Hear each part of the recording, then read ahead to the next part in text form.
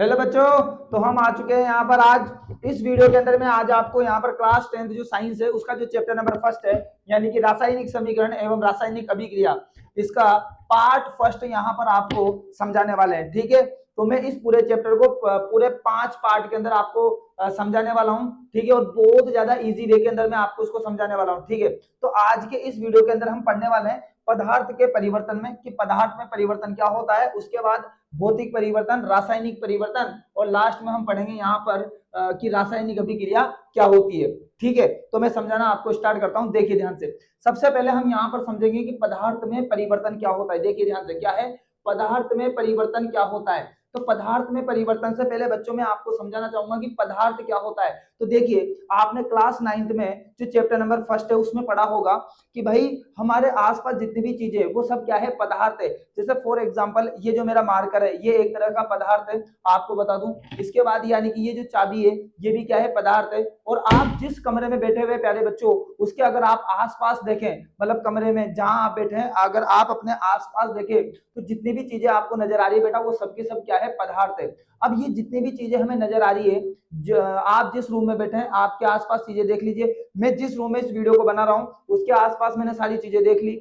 अब इसके बाद अगर हम बात करें कि भाई पदार्थ होता क्या है, तो दो ही बातें निकल के आती है प्यारे बच्चों। अगर मैं इस मार्कर की बात करूं तो इस मार्कर का कुछ ना कुछ वजन है, कुछ ना कुछ क्या है प्यारे बच्चों, द्रव्यमान। और दूसरी चीज, ये जो मार्कर है वो इस स्पेस में, यानी कि इस जो ये जगह है यहाँ पर, उसमें कोई ना कोई जगह घेरता है। मतलब इसका क्या है बेटा, आयतन। इसका मतलब हमें ये समझ में आया बच्चों कि जो पदार्थ है, पदार्थ क्या होता है, पदार्थ मतलब जो जिसका द्रव्यमान होता है और जिसका क्या होता है, आयतन, उसे हम बोलते हैं पदार्थ। अब हम आगे चलते हैं, पदार्थ में परिवर्तन क्या होता है भाई। तो देखो, पदार्थ में परिवर्तन का सीधा सा मीनिंग है कि पदार्थ का बदल जाना, पदार्थ का बदल जाना। जैसे फॉर एग्जांपल अपन भी तो अपने आप में क्या है भाई, पदार्थ है। आप अपने आप में पदार्थ है, मैं अपने आप में पदार्थ हूं। इसके बाद ये जो आप वीडियो देख पा रहे हैं किसमें, मोबाइल, ये इसमें ये क्या है, अपने आप में पदार्थ है। मेरा वीडियो जिस मोबाइल में बन रहा है बेटा, वो अपने आप में क्या है, पदार्थ है। तो मैं आपको बोल रहा हूं कि पदार्थ में परिवर्तन का मतलब है कि जो पदार्थ है वो पहले की तुलना में बदल जाता है। मतलब जैसे फॉर एग्जांपल बेटा, जब हम पैदा हुए थे तो याद देखो, इमेजिन करो, खैर आप तो क्या इमेजिन करोगे, पर हाँ इमेजिन तो कर ही सकते हैं कि भाई जब हम पैदा हुए थे बेटा तो छोटे से थे, लेकिन आज हम क्या हो गए, बड़े हो गए। तो यानी कि हम पहले की तुलना में बदले कि नहीं बदले, बिल्कुल बदले सर, एकदम बदल गए। तो इस चीज का ध्यान रखो बेटा, ये होता है पदार्थ में परिवर्तन। जैसे फॉर एग्जांपल आप देखो, और भी मैं आपको एग्जांपल देता हूं। जैसे लोहे पर जंग लग जाना। जैसे एक अच्छा लोहा है, अब लोहे पर जंग लग गया तो क्या वो किसी काम का होगा, नहीं होगा। तो लोहा अलग था, लेकिन लोहे पर जंग लगने के बाद जो बना वो चीज क्या होगी, अलग। पदार्थ में क्या हो गया, परिवर्तन।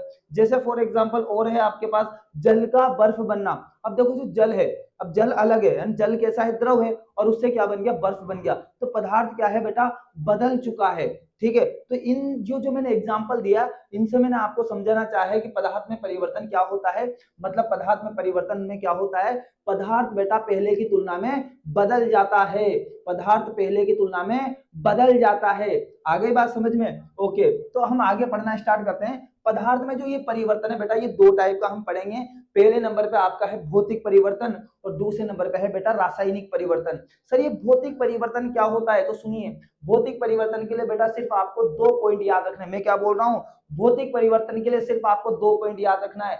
पहले नंबर पे भौतिक गुणों में परिवर्तन, मतलब भौतिक परिवर्तन मतलब ऐसा परिवर्तन जिसमें भौतिक गुणों में परिवर्तन होता है। अब सर भौतिक गुण क्या होते हैं, तो भौतिक गुण का मतलब है जैसे ठोस, जैसे फॉर एग्जांपल बर्फ क्या है, एक तरह से ठोस है। द्रव यानी कि पानी की बात करूं तो पानी क्या है बेटा, द्रव है। गैस, गैस मतलब क्या है, जब पानी को आप उबालोगे बेटा तो वो गैस के रूप में ऊपर उठता है, यानी कि वाष्प के रूप में ऊपर उठता है। तो वो जो वाष्प है वो क्या है आपके बेटा, गैस है। तो यानी कि भौतिक गुणों में अगर परिवर्तन हो तो यानी कि वो कौन सा होता है, भौतिक परिवर्तन। अच्छा, लेकिन रासायनिक संगठन नहीं बदलता, मतलब सूत्र नहीं बदलेगा। इसका मतलब भौतिक परिवर्तन में 2 पॉइंट हम सीख रहे हैं बेटा, ध्यान से समझ बेटा, ध्यान से समझ। मैं क्या बोल रहा हूं, पहले नंबर पे भौतिक गुणों में परिवर्तन, और दूसरा रासायनिक संगठन, मतलब रासायनिक सूत्र नहीं बदलेगा। जैसे सर एग्जांपल से समझाऊं अगर मैं आपको, तो ध्यान से देखो, यानी कि एग्जांपल में जैसे पानी का बर्फ बनना, जैसे पानी का बर्फ बनना। अब पानी, तो बेटा यानी कि पानी को जैसे आप ठंडा करोगे और ज्यादा, पानी को जैसे फ्रिज में रखोगे तो बेटा ये क्या बन जाता है, तो ये बन जाता है प्यारे बच्चों आपके बर्फ।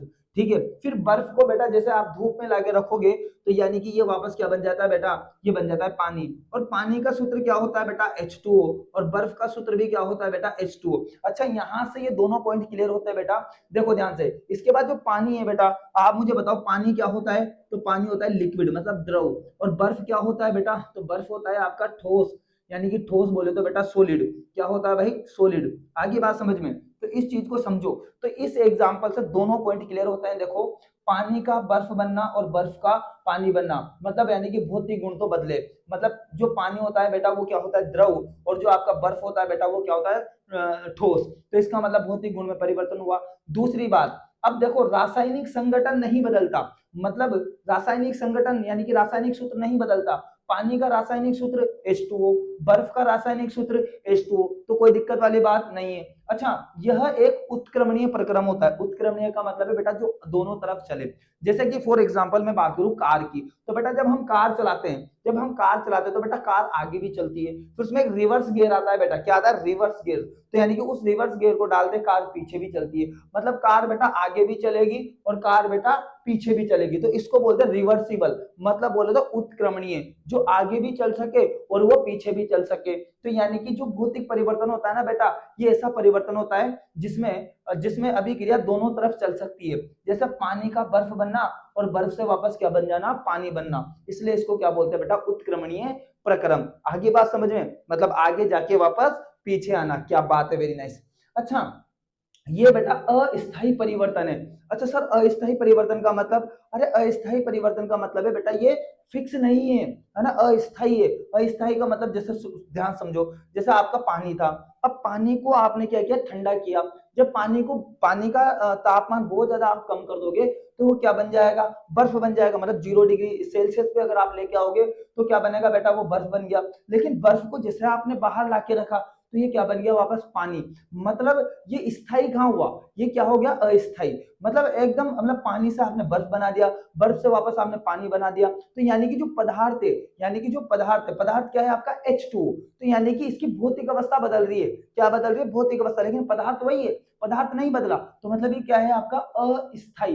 ये स्थायी नहीं है, ये कैसा है बेटा, अस्थाई। जैसे फॉर एग्जांपल आप कागज को जलाओ, सुनो ध्यान से। जैसे आपने कागज को जलाया, तो जैसे ही आपने बेटा कागज को जलाया, उसके बाद राख बनी। अब उस राख से वापस कागज बना के बता दो मुझे, नहीं बनेगा ना भाई, नहीं बनेगा। तो ये हो गया स्थायी, यानी कि राख स्थायी हो गया। राख से आप कागज नहीं बना सकते, आप राख से कागज नहीं बना सकते। तो ये कैसा परिवर्तन हो गया, स्थायी परिवर्तन हो गया। जबकि आप पानी से बर्फ बना लो और बर्फ से वापस पानी बना लो, तो यानी कि यहाँ पर स्थायी नहीं है, ये क्या है आपका, अस्थायी। क्या है बेटा, ये आपका अस्थायी। जैसे आप भी क्या होता है बेटा जीवन में, अस्थायी है ना, आज उसके साथ, कल उसके साथ, बेटा परसों उसके साथ। गंदी बात है बेटा। आगे बात समझ, पढ़ाई पे फोकस कीजिए। तो बेटा अस्थायी नहीं होना चाहिए, स्थायी होना चाहिए इस मामले के अंदर, जिसके अंदर मैं आपको समझा रहा हूँ। आई होप आप समझ रहे होंगे। ओके, अच्छा ठीक, ये समझ में आ गया। इसके बाद आते हैं रासायनिक परिवर्तन। भाई रासायनिक परिवर्तन क्या होता है, तो जिसके भौतिक गुणों में परिवर्तन हो भी सकता है और परिवर्तन नहीं भी हो सकता है ना। और लेकिन रासायनिक संगठन यानी कि रासायनिक सूत्र तो बदलेगा। सर एग्जांपल, तो जैसे एग्जांपल की बात करूं तो यहाँ पर मैं लिखूंगा बेटा कोयले का दहन। क्या लिख रहा हूं मैं, कोयले का दहन। ओके सर, कोयले का दहन क्या होता है, ये कोयले का दहन। तो देखो, जैसे आपने कार्बन को जलाया, तो बेटा कार्बन मतलब बोले तो सी। अब कार्बन क्या होता है बेटा, तो सॉलिड, मतलब यानी कि ठोस होता है। उसके बाद जलाने का मतलब है इसकी क्रिया ऑक्सीजन से, तो ये क्या है बेटा, गैस। आज के बाद बच्चों ध्यान रख लेना, आज के बाद बच्चों ध्यान रखना, यदि आपको पदार्थ को जलाना है, यदि आपको पदार्थ का दहन करना है, तो उस पदार्थ की अभिक्रिया किससे करानी है, ऑक्सीजन से। क्योंकि किसी भी चीज का जलना बिना ऑक्सीजन के पॉसिबल नहीं है। यदि मुझे किसी भी पदार्थ का दहन करवाना है, किसी भी पदार्थ को मुझे जलाना है, तो मुझे किसकी जरूरत पड़ेगी प्यारे बच्चों, ऑक्सीजन की। तो अगर मुझे कोयले का दहन करना है, तो कोयले में क्या होता है बेटा, कार्बन। अब कार्बन का दहन का मतलब है कार्बन की क्रिया किससे करवा देंगे, ऑक्सीजन से। तो कार्बन प्लस ऑक्सीजन, तो बेटा एक गैस बनेगी यहाँ पर जिसका नाम है CO2, यानी कि बोले तो कार्बन डाइऑक्साइड गैस। आप जानते ही हो इस गैस के बारे में। तो क्या बनी बेटा, carbon dioxide gas. Okay sir, ये समझ में आया। अब थोड़ा ध्यान से समझो बेटा, यहाँ पर आपने कोयला लिया, इसको आपने जलाया, अब कोयले से क्या बन गई, एक गैस बन गई। अब मुझे एक बात बताओ, जो ये कार्बन डाइऑक्साइड गैस बनी, क्या इस गैस को पकड़ के वापस आप कोयला बना सकते हो क्या यार? क्या आप इस गैस को पकड़ के क्या वापस एक कोयला बना सकते हो क्या यार? सर नहीं बना सकते, बिल्कुल नहीं बना सकते। तो इसका मतलब है कि आप देखो, इधर कार्बन का सूत्र अलग है, ऑक्सीजन का सूत्र अलग है। संगठन का मतलब बेटा सूत्र होता है रासायनिक सूत्र। तो कार्बन का रासायनिक सूत्र C है, ऑक्सीजन का रासायनिक सूत्र O2 है, ठीक है।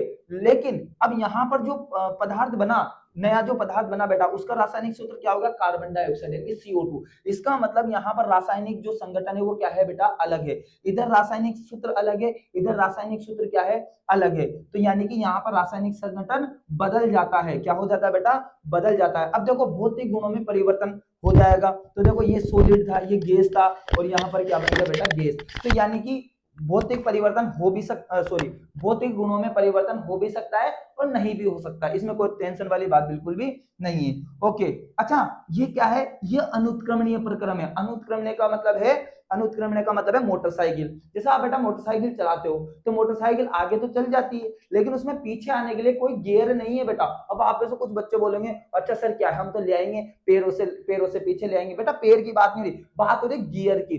तो जो बेटा मोटरसाइकिल होती है उसमें रिवर्स गियर होता है क्या? नहीं होता।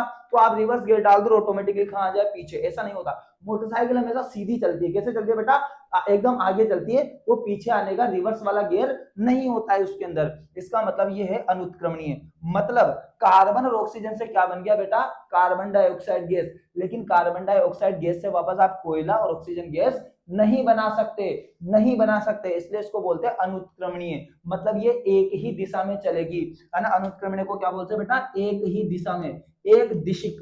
क्या बोल सकते हैं, एक दिशिक, मतलब एक दिशा में। और उत्क्रमणीय का मतलब क्या हो गया बेटा, दो दिशिक। क्या होगी, दो दिशिक। मतलब इसका मतलब है ये आगे और पीछे दोनों दिशाओं में चल सकती है। अच्छा ये कैसा परिवर्तन हो गया बेटा, स्थायी परिवर्तन। ये बहुत सही है बेटा। मतलब कार्बन और ऑक्सीजन से क्या बन गया आपका, कार्बन डाइऑक्साइड गैस बन गया। अब कार्बन डाइऑक्साइड एकदम फिक्स हो चुका है, इससे आप वापस कार्बन और ऑक्सीजन नहीं बना सकते। मतलब CO2 जो है वो कार्बन और O2 में परिवर्तित नहीं होगा, CO2 ही रहेगा बेटा। इसलिए कैसा परिवर्तन हो गया बेटा, स्थायी परिवर्तन। ठीक है, तो आई होप बच्चों आपको ये पदार्थ में परिवर्तन और इसके जो दो प्रकार है, भौतिक परिवर्तन और रासायनिक परिवर्तन, अच्छे से समझ में आया होगा। अब हम आते हैं बेटा यहाँ पर जो हमारे चैप्टर का नाम है, जिसका नाम है रासायनिक अभिक्रिया। अब रासायनिक अभिक्रिया क्या है, तो देखो नाम से क्लियर हो रहा है, रासायनिक। रासायनिक मतलब बोले तो रासायनिक परिवर्तन। जब किसी भी पदार्थ में जैसे फॉर एग्जांपल कागज हो गया, है ना, मैग्नीशियम का दहन हो गया, कार्बन का दहन हो गया, मतलब कोयले का दहन हो गया। तो यानी कि जब पदार्थ में क्या हो जाए बेटा, रासायनिक परिवर्तन हो जाए। क्या हो जाए, रासायनिक परिवर्तन। जैसे मैंने कागज को जलाया, तो कागज का जलना क्या है, रासायनिक परिवर्तन। क्योंकि कागज को जब मैं जलाऊंगा तो राख बनेगी, मैं राख से वापस कागज नहीं बना सकता। तो ये कौन सा परिवर्तन हो गया आपका, रासायनिक परिवर्तन। जैसे मोमबत्ती का जलना, कौन सा परिवर्तन है भैया, रासायनिक परिवर्तन है।